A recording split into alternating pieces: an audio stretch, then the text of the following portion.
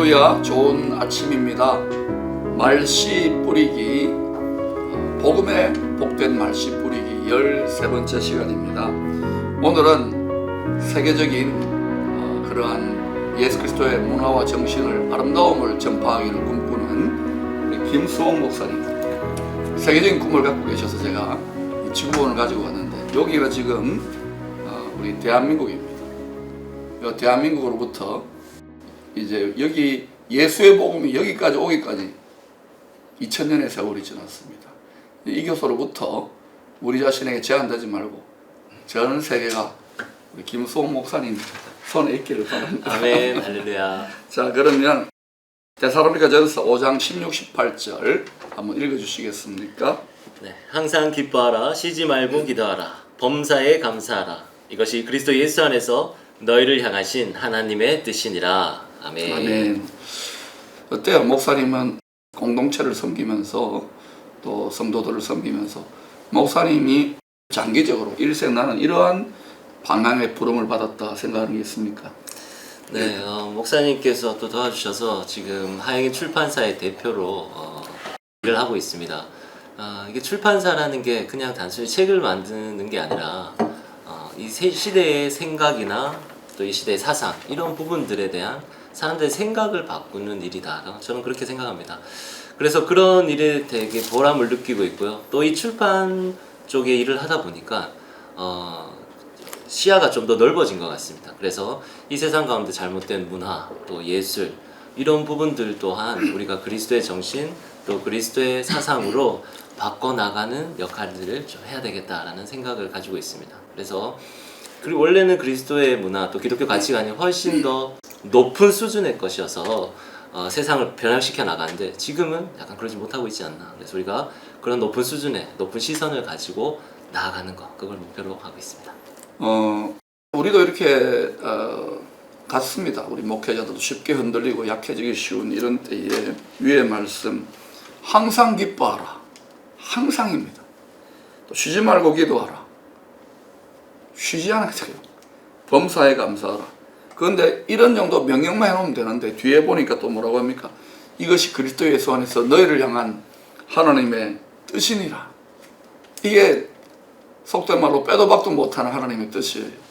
그런데 김수홍 목사님은 어때요? 목사님이니까 항상 기뻐하고 심하기도 범사에 감사하고 계시죠? 아닙니다. 예, 기대했던 대답이 나왔어요. 네, 저는 좀 타고난 성품이 네. 막 밝고 긍정적이고 이러지 않았습니다. 그래서 저는 이 항상 기뻐라는 말씀 볼 때마다 좀 의심이 됐어요. 어떻게 사람이 항상 기뻐만 하면 살 수 있나? 슬픈 일도 있을 수도 있고, 또 사람들이 이별할 때도 있을 수도 있고, 몸이 아플 수도 있을 텐데. 근데 이제 말씀을 묵상하고 또 신앙이 자라다 보니까 이 기쁨은 세상이 주는 기쁨이랑 좀 다른 거구나 라는 생각을 하게 됐습니다. 네, 구원의 확신을 가지고 있으면 내 안에서 솟아나오는, 날마다 솟아나오는 그 구원의 감격, 그 기쁨, 이런 것을 말하는 것 같다라는 생각을 했고, 또 그런 면에서 생각해 보니까 또 모든 것들이 또 기쁘게 느껴지더라고요. 그래서 조금씩 성장하고 달라지고 있는 중입니다.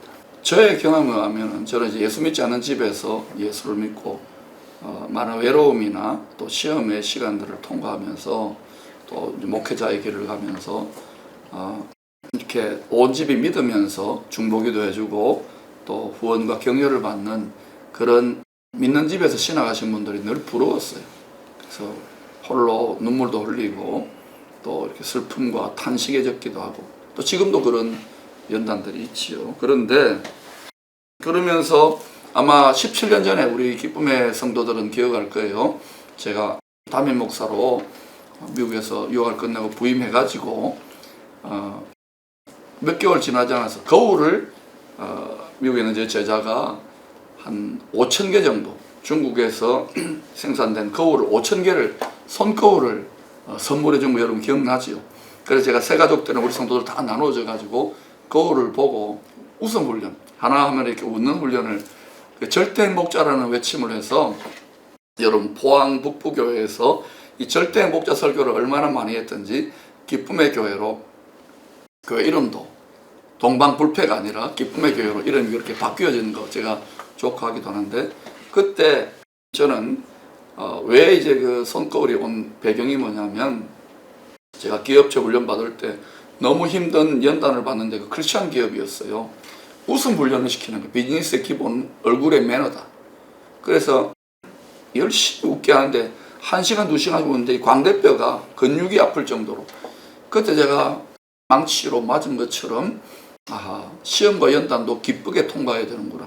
그래서 이제 웃음 훈련 그리고 절대 행복자 훈련으로서의 손거울 하나둘인 게 기억납니다. 그런데 여러분 아다시피 제가 교회 이름도 기쁨의 교회로 바뀌어지고 기쁨의 교회 목사인데 아주 우울의 교회, 슬픔의 교회, 낙담과 탄식의 교회, 고통과 억압의 교회를 경험해보고 저 자신의 영적 상태를 그렇게 혹독한 시험을 많이 통과했지요.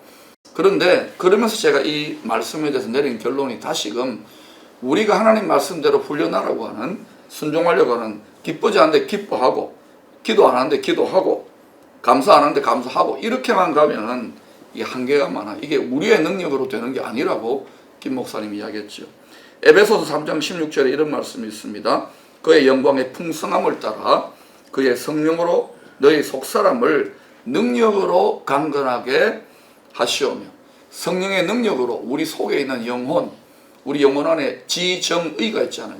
생각과 감정과 의지가 성령의 능력에 장악되어지면 슬픔 중에서도 기뻐할 수 있고 또 기도하기 싫은데 기도를 시작하면 기도를 막 물 흐르듯이 기도 안 할 수가 없어요. 시간 갈 줄 모르고 또 감사할 게 전혀 없어. 지금 뭐 사업도 안 되고 장사도 안 되고 뭐 너무너무 바이러스 때문에 불안하고 한데도 감사가 터져 나와요.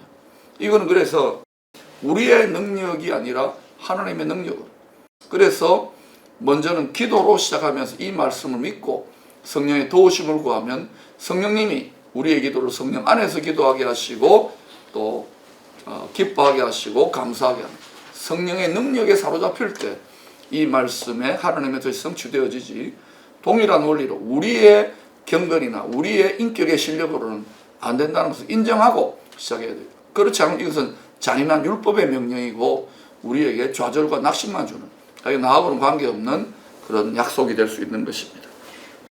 그러면 김 목사님은 제가 보니까 이렇게 성품이 잔잔하고 이렇게 말까 평화로운 그런 성품이신데 지금까지 신앙의 여정, 목회 여정 속에서 그냥 자그마한 시험에 크게 침체되고 눌리고 도저히 기뻐하거나 감사할 수 없었던 그런 영적인 어둠의 때가 있었던지요. 네, 목사님. 오늘 여기 세계 그 지도를 보니까 예전에 제가 그 세계 일주를 한번 계획하고 네. 떠났던 적이 있었습니다. 그 몇 살 때? 그게 30대 중반이었던 것 같아요. 네. 그때 사모님은 결혼했을 때입니다. 아니, 전이었습니다. 네, 야, 싱글이었어요. 그러면 이 늦게 결혼했네요. 네네, 늦게 그랬어요. 예. 그때 그렇게 한 이유가 몇 개국을 갔지요? 그때 한 17개국. 대단하시네. 예. 그래서 근데 간 이유가 이제 좋게 간 게 아니라 그 전에 이제 계속 목회를 해 왔었는데 뭔가 좀 막힌다는 느낌이 있었습니다. 답답했군요. 네, 계속 제가 이 길로 가는 게 맞나 싶기도 하고 주위에서는 인정을 해주는데 정작 내 안에서 내 영 안에서는 특별한 기쁨이나 감사나 이런 충만함이 느껴지지 않아서 좀 모든 걸 내려놓고 다시 한번 시작하고 리셋하는 그런 시기가 있었으면 좋겠다 싶었고 또 그래서 이제 떠났는데 정말 집 나가면 개고생이더라고요. 그래서 목표는 세계 일주였지만 네. 여기서 시작해서 왼쪽으로 서쪽으로 해서 저기 유럽까지 마지막 아이슬란드까지만 갔었습니다. 그래서 그때 이제 가장 깊은 고독과 외로움 속에서 주님이 다시 한번 저에게 찾아오셨고 그때 네가 아파할 때 나도 옆에서 같이 아파하고 있다라는 사실을 깨닫게 해주셨습니다. 그때 얼마나 외롭고 얼마나 고독했는지 좀 실감나요. 글을 쓰시는 목사님으로서. 그냥 집 생각나고요. 올라 그러시네. 보고 싶은 사람들 생각나고 내가 다음에는 다시는 혼자 여행하지 않겠다. 꼭 누구랑 같이 친구든 아내든 뭐 배우자든 이렇게 같이 와야 되겠다 생각하고 뭐 여행하는 게 늘 새로운 것에 설레기도 하지만 또 오늘은 어디서 자야 되나 오늘은 뭘 먹어야 되나 이런 고민들로 늘 힘들었던 것 같습니다. 네. 그러나 지금은 이제 또 평안 가운데 또 그때 힘들었던 때에 이제 감사와 찬양으로 나아가는데 오늘 이 말씀을 저는 제가 스스로 경험적으로 이렇게 고백하고 싶어요. 우리에게 기뻐하지 못하게 하고 감사하지 못하게 하고 기도하지 못하게 하는 큰 시험과 도전과 문제가 많으면 많을수록 더 많으면 많을수록 여러분 처음부터 기도 줄을 잡으려면 잘 안 되잖아요. 기도 줄 잡는다 해도 잘 안 돼요. 또 처음부터 기뻐하려고 해도 잘 안 되고 감사하려고 해도 잘 안 되잖아요. 그러면 무엇 하면 좋겠느냐면 찬양을 많이 하세요. 찬양을.